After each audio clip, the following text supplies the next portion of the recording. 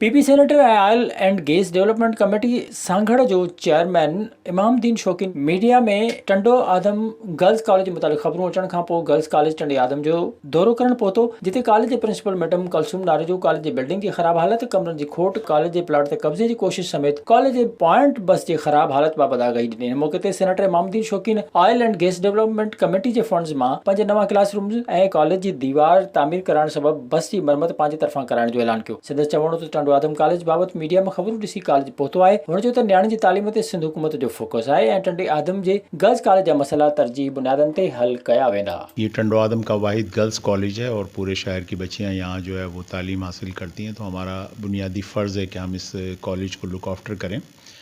2017 में oil and gas की तरफ से जो है यहाँ पर एक खूबसूरत ऑडिटोरियम का तोहफ़ा दिया गया है। इसी तरीके से अब इन्होंने मुझे प्रिंसिपल साहिबा ने बताया है कि यहाँ पर क्लासेस की अशद ज़रूरत है।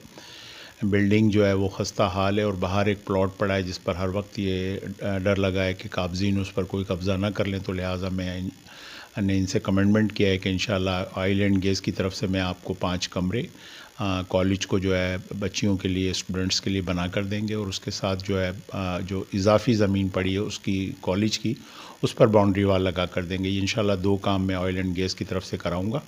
बाकी बस को मैं जो है मैंने आज चेक कराया है और इसकी जो भी मेंटेनेंस की ज़रूरत है इंशाल्लाह वो मैं अपने जेब से इनको करा के दूंगा। विजिट कयो अवामी आवाज़ मीडिया ग्रुप जी वेबसाइट awamiawaz.pk।